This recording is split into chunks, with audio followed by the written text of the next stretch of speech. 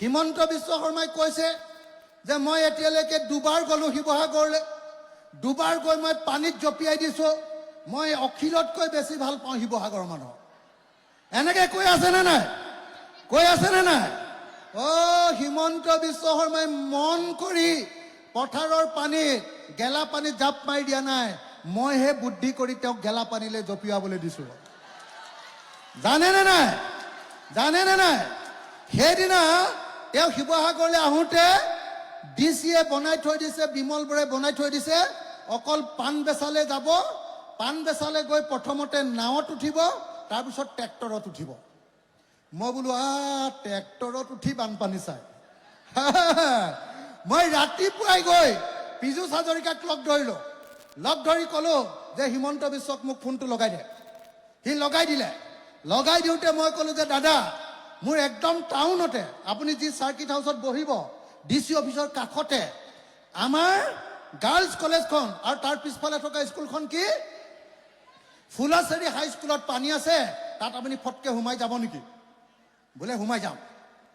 মইতো বুদ্ধিয়ে কৰি আছোঁ, সোমাই যাম।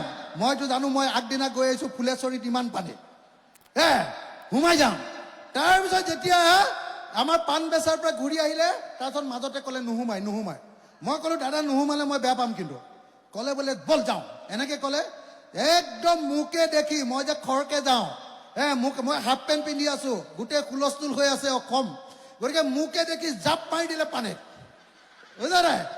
বেচেৰাই পিছতহে গম পাইছে গোটেই গেলা পানী আছিলে।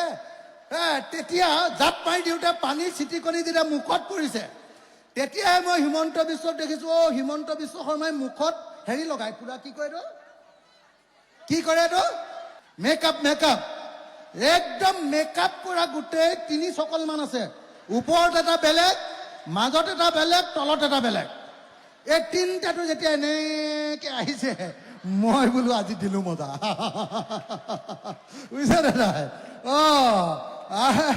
একদম মানে মোকে দেখুৱাই মোতকৈও বেছি স্পীডত যাওঁ বুলি এনেকে স্পীডত গৈছে, পুৰা একদম এনেকে জঁপিয়াই গৈছে, বুজিছে নাই? মই বিৰাট ফূৰ্তি পাইছোঁ, বোলো পাবা মজা, আজি গধূলিলৈ পুৰা খজুৱতি হ'ব।